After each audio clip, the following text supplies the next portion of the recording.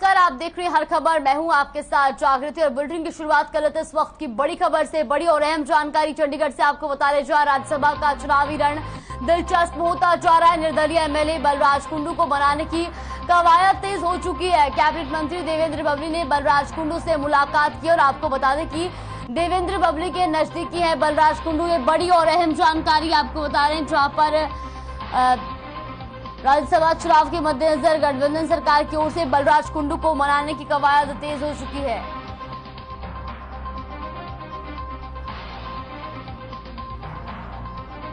तो वही पंचायत मंत्री देवेंद्र बबली ने चंडीगढ़ में निर्दलीय विधायक बलराज कुंडू से मुलाकात की और आपको बता दें कि बलराज कुंडू देवेंद्र बबली के नजदीकी हैं।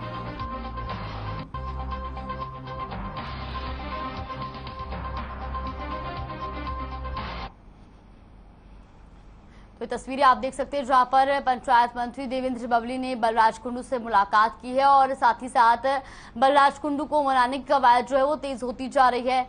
और राज्यसभा चुनाव के मद्देनजर गठबंधन सरकार की ओर से बलराज कुंडू को मनाने की कवायद तेज हो गई है। कुश्ती में अपनी छाप छोड़ने के बाद अब हरियाणा एथलेटिक्स में भी गोल्ड मेडल हासिल किए हैं। वहीं आपको बता दें कि पंचकुला में चल रहे खेलो इंडिया यूथ गेम्स के दौरान 110 मीटर हर्डल रेस में मोहित ने जीत दर्ज की और हरियाणा की झोली में एथलेटिक्स में एक और गोल्ड मेडल डाल दिया। मोहित ने 13.62 मिनट में अपनी रेस पूरी की और मुकाम हासिल किया है।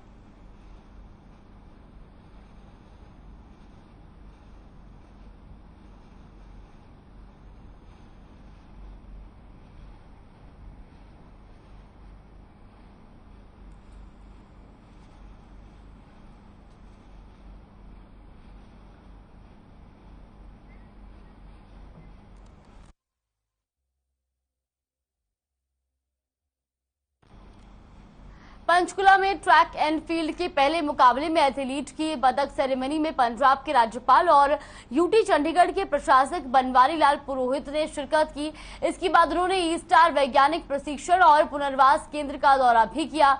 ये उत्तरी भारत का पहला ऐसा केंद्र है जहां खिलाड़ियों के लिए आधुनिक सुविधा होगी। वहीं राज्यपाल ने पहली बार खेलो इंडिया यूथ गेम्स में शामिल किए गए देसी खेलों में से एक मलखंब कोर्ट का भी दौरा किया और वहां पर रोप मलखंब, पोल मलखंब और हैंगिंग मलखंब पर खिलाड़ियों के प्रदर्शन को देखा। आपको बता दें खेलो इंडिया यूथ गेम्स 2021 को लेकर ताऊ देवीलाल खेल परिसर को अंतर्राष्ट्रीय मानदंडों के अनुसार तैयार किया गया है और synthetic athletic track, elevated track और सैंड ट्रैक एथलेटिक्स की पहली पसंद बन चुका है। एथलेटिक्स से जुड़ी भारतीय खेल फेडरेशन के तकनीकी और खेल विशेषज्ञों की नजर एथलीट्स के प्रदर्शन पर रही है और उनका लक्ष्य आने वाले ओलंपिक के साथ बड़ी खेल प्रतियोगिताओं के लिए एथलीट का चयन करना है।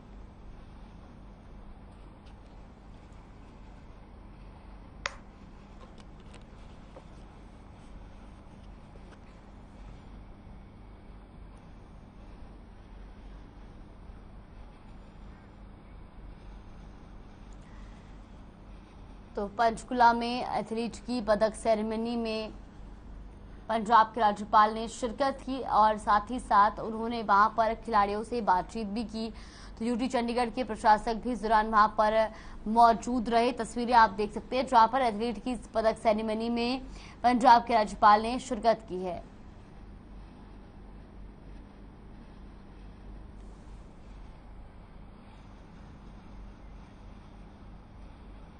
और रुक कर लेते हैं इस वक्त की बड़ी खबर की ओर। बड़ी खबर आ रही है पंचकुला से जहां पंचकुला पहुंचे हैं सीएम मनोहर लाल। ये बड़ी और अहम जानकारी आपको बता रहे हैं जहां सीएम मनोहर लाल पंचकुला पहुंच चुके हैं। तो पंचकुला से इस वक्त की बड़ी और अहम जानकारी।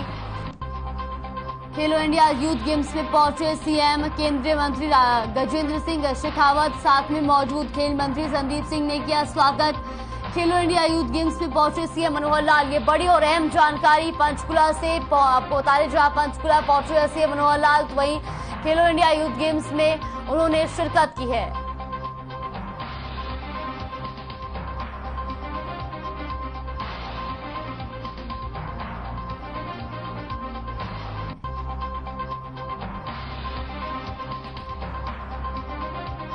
खेलो इंडिया यूथ गेम्स में सीएम मनोहर लाल ने शिरकत की है और वही खेल मंत्री संदीप सिंह ने उनका स्वागत किया है।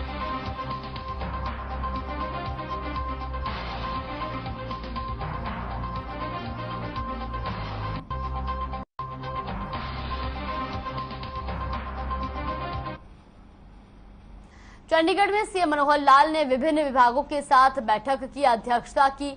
तो वहीं आपको बता दें कि इस दौरान करोड़ों रुपए की परियोजनाओं को लेकर इस बैठक में चर्चा की गई, जिसमें सीएम ने अधिकारियों को निर्देश देते हुए कहा कि अलग से एक पोर्टल बनाया जाए और जो भी बड़े प्रोजेक्ट से पूरे होते हैं उन्हें एक पोर्टल पर अपलोड किया जाए। साथ ही सीएम ने कहा कि शहरों के साथ साथ गांव को जाने वाली 10 किलोमीटर तक की सड़कों को चौड़ा करके 4 लेन बनाया जाए और इसके साथ ही उन पर स्वागत द्वार बनाकर पौधारोपण किया जाए, जिससे प्रदेश भर में शहरों की चारों तरफ एक जैसा सौंदर्यीकरण होने के साथ साथ बाहरी क्षेत्रों का कायाकल्प भी होगा।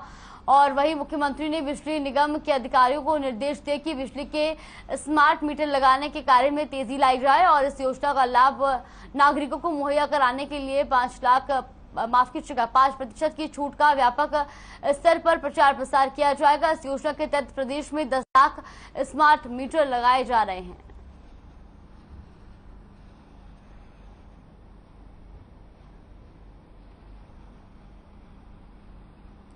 चंडीगढ़ में सीएम मनोहर लाल ने बैठक की अध्यक्षता की, जिसमें विभिन्न विभागों के अधिकारी मौजूद रहे। साथ ही साथ सीएम ने बिजली निगम को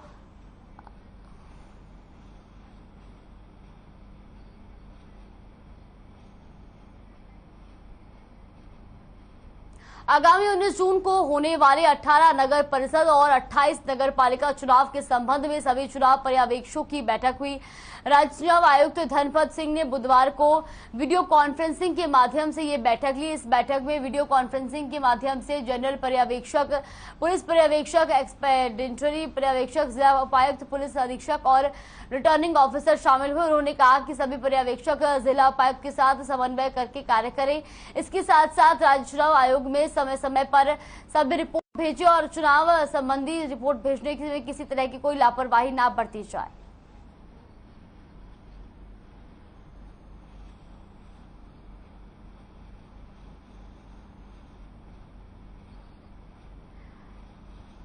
तो चंडीगढ़ में वीडियो कॉन्फ्रेंसिंग के जरिए बैठक ली गई, जहां चुनाव को लेकर चर्चा हुई। तो यही आपको बता दें कि 19 जून को चुनाव हो रहा है, जिसको लेकर के चुनाव पर्यवेक्षकों की बैठक हुई है।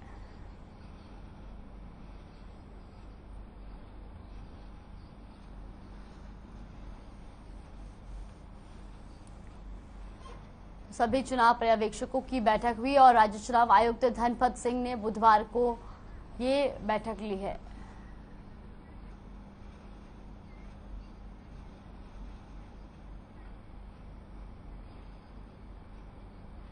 और रुक कर लेते हैं इस वक्त की बड़ी खबर की ओर। बड़ी खबर आपको बता देते हैं पंचकुला से। तो पंचकुला से खेलो इंडिया यूथ गेम्स से जुड़ी आपको बड़ी और अहम जानकारी दे रहे हैं, जहां खेलो इंडिया यूथ गेम्स में हरियाणा का दबदबा रहा है। तो वही आपको बता दें कि हरियाणा ने 800 मीटर रेस में 2 रजत पदक जीते हैं। पुरुष और महिला वर्ग दोनों में ही रजत पदक हरियाणा के नाम हुआ है। तो पुरुष 3000 मीटर रेस में रजत पदक जीता है, जबकि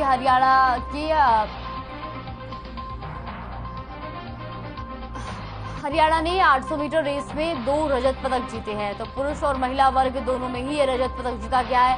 पुरुष 3000 मीटर रेस में भी रजत पदक जीता है। तो हरियाणा के 800 मीटर रेस में 2 रजत पदक हरियाणा के नाम हुए हैं। ये बड़ी और अहम जानकारी आपको बता रहे हैं पंचकुला से। खेलो इंडिया यूथ गेम्स से जुड़ी ये बड़ी जानकारी है, जहाँ खेलो इंडिया यूथ गेम्स में हरियाणा का दबदबा बन रहा है। तो वही हरियाणा ने 800 मीटर रेस में 2 रजत पदक हासिल किए हैं।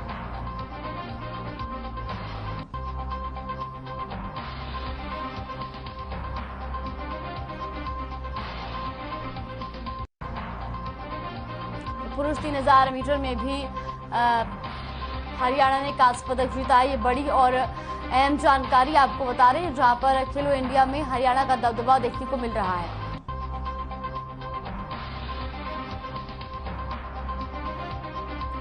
पुरुष 3000 मीटर रेस में भी रजत और कांस्य पदक हरियाणा के नाम हुआ है। ये बड़ी और अहम जानकारी आपको बता दें, जहां पर हरियाणा का खेलो इंडिया यूथ गेम्स में दबदबा बनता नजर आ रहा है।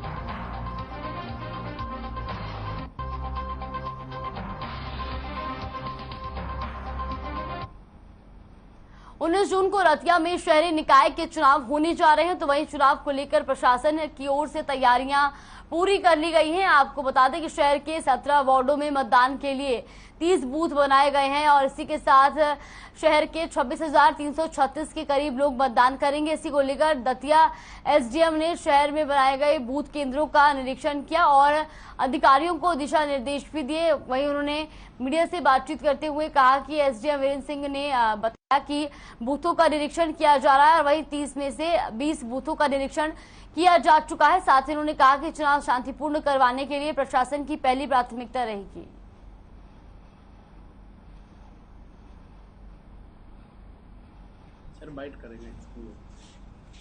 जो कैंडिडेट फाइनल हो गए, अब उनके इलेक्शन की तैयारी के लिए हमने बूथों का निरीक्षण किया है।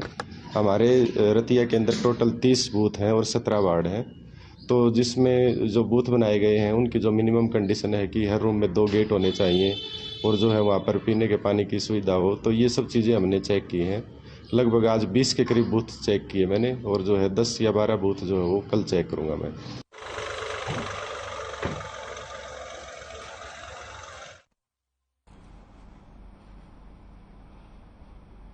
खबर झज्जर से है, जहां छावनी मोहल्ले में उस वक्त अफरा तफरी मच गई जब एक अज्ञात युवक का जला हुआ शव मिला। मोहल्ले वासियों ने देखा कि मृत व्यक्ति को लोहे की तार से बांध रखा था और पैर चुन्नी से बंधे हुए थे। घटना की जानकारी पुलिस को दी गई।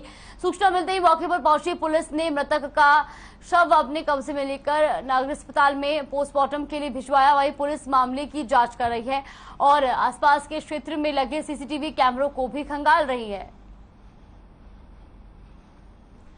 तो झज्जर की खबर आपको बता रहे, जहां युवक का शव मिलने से हड़कंप मच गया, तो वही लोहे की तार से युवक का शव बंधा मिला है।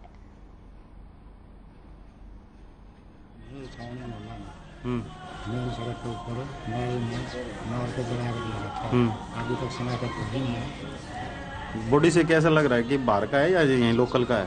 बाहर का लग रहा है। सीसीटीवी कैमरे देख रहे हैं अभी, शनाख्त की कोशिश कर रहे हैं। डेड बॉडी फसल टीम आई का मौका उठाई करती हूँ और हॉस्पिटल में कुछ नहीं कोई दिखाई दे रहा है सीसीटीवी में? हाँ देख रहे हैं। कितने बंदे? 2 आदमी दिख रहे हैं। अच्छा। एक अभी टी-शर्ट है, काली दाढ़ी है, वो दिख रहा है। अच्छा। चरखी दादरी में सीवरेज व्यवस्था काफी समय से चरमराई हुई है, जिसको लेकर जिला उपायुक्त श्यामलाल पूनिया ने शहर के लोहारू रोड का औचक निरीक्षण किया और अधिकारियों को सीवरेज व्यवस्था का जल्द समाधान करने के लिए निर्देश दिए। जिला उपायुक्त श्यामलाल पूनिया ने स्थानीय नागरिकों से नालों में कचरा न डालने की और साफ सफाई रखने की अपील की। जिला उपायुक्त ने अपील करते हुए कहा कि दुकानदार नालों में कचरा न डालें, क्योंकि कचरा डालने से ही नाले ब्लॉक हो जाते हैं और जिसकी वजह से फिर दूषित पानी ओवरफ्लो हो जाता है।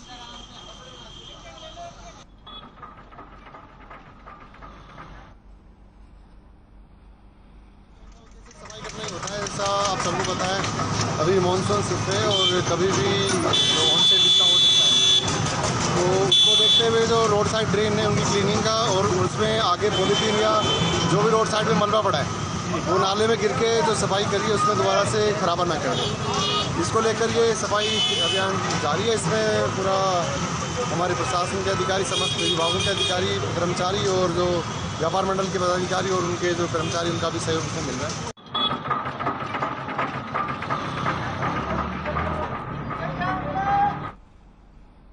करनाल में गर्मी के कारण सब्जियों के दाम भी बढ़ते नजर आ रहे हैं, जिससे आम आदमी की काफी परेशानी बढ़ रही है। वहीं 30 रुपए के बिकने वाला टमाटर 50 से 60 रुपए किलो बिक रहा है, तो वहीं गोभी, कटहल समेत अन्य सब्जियों के दाम बढ़ने से लोगों ने नाराजगी जताई है। साथ ही सब्जी मंडी में ग्राहकों की कमी आने से सब्जी विक्रेता भी परेशान है। सब्जी विक्रेता शिव कुमार ने बताया कि गर्मी के कारण सब्जी की पैदावार कम हो रही है, जिससे सब्जियों के दाम बढ़ रहे हैं।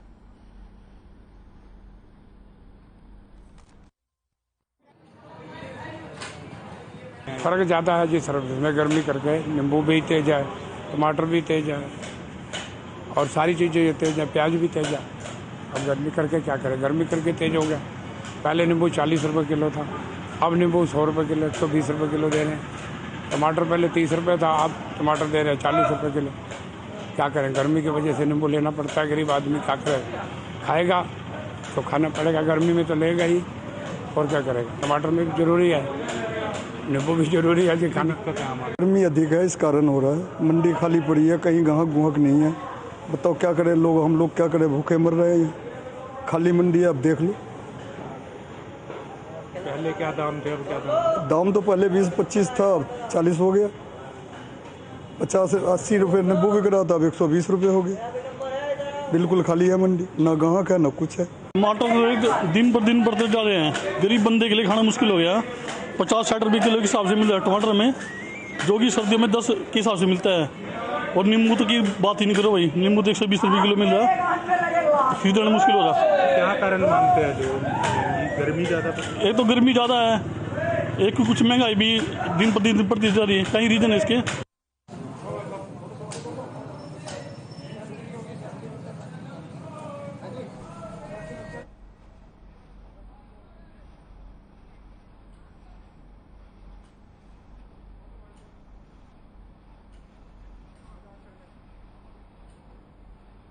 भिवानी सीआईए वन पुलिस ने एक ऐसे लुटेरे गिरोह का भंडाफोड़ किया है जो अपने घर चलाने के लिए अन्नदाता की साल भर की मेहनत को मिनटों में चुरा ले जाता था।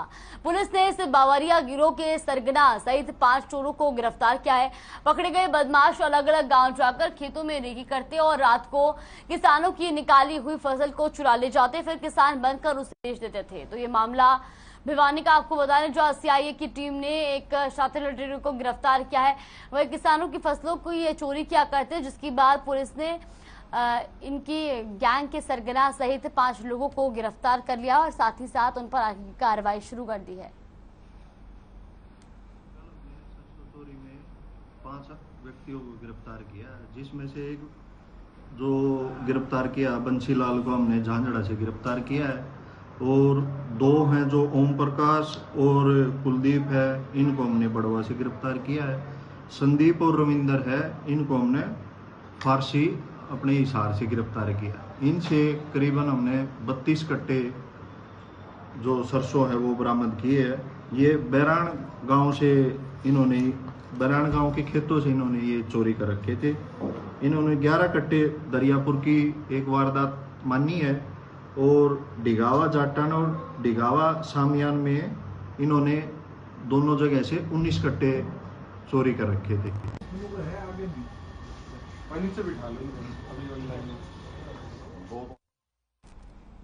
रिजर्व बैंक द्वारा रेपो रेट 0.50% बढ़ाए जाने के बाद निश्चित तौर पर लोन महंगा होगा और फिर व्यापारियों के साथ साथ उन लोगों की परेशानियां बढ़ जाएंगी जिन्होंने बैंकों से लोन ले रखा है या फिर लिमिट बढ़ाई है, जिससे रिजर्व बैंक द्वारा लिए गए फैसले के बाद व्यापारियों ने अपनी प्रतिक्रिया दी है। व्यापारियों ने कहा कि वो पहले ही कोरोना की मार झेल रहे हैं और ऐसे में रेपो रेट बढ़ाकर सरकार ने व्यापारियों के साथ गलत काम किया है। व्यापारियों ने कहा कि उनका कहना है कि सरकार को बढ़ाए गए रेपो रेट पर पुनः विचार करना चाहिए।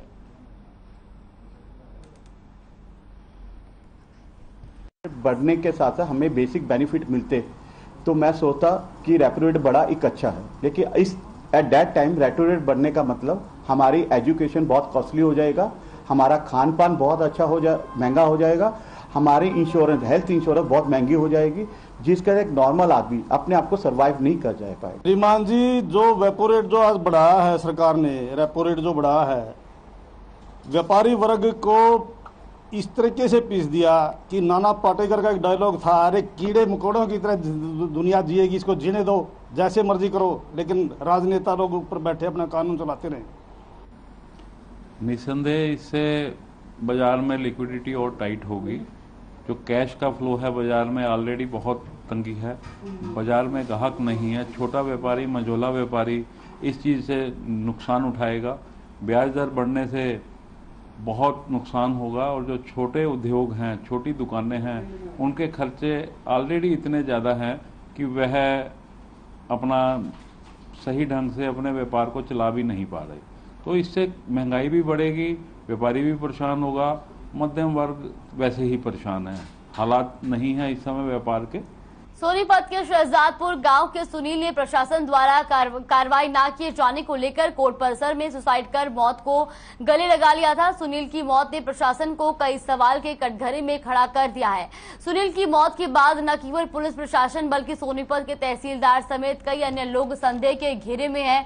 मृतक सुनील की मौत के बाद परिवार समेत समाज के काफी लोग न्याय के लिए पुलिस प्रशासन के दरवाजे पर कई बार अपील कर चुके हैं, लेकिन जहां सुनील ने मरने से पहले सुसाइड नोट में लिखा था कि एक वीडियो भी जारी किया था जिसमें उन्होंने संबंधित आरोपियों के नाम बयान में दिए थे, लेकिन पूरे मसले को लेकर कोर्ट परिसर चौकी द्वारा 8 लोगों के खिलाफ मामला भी दर्ज किया गया है, लेकिन अभी तक गिरफ्तारी नहीं हुई है। और इसी को लेकर सोनीपत के ककरोई चौक पर स्थित ब्राह्मण धर्मशाला में पीड़ित परिवार को न्याय दिलाने के लिए मीटिंग का आयोजन किया गया।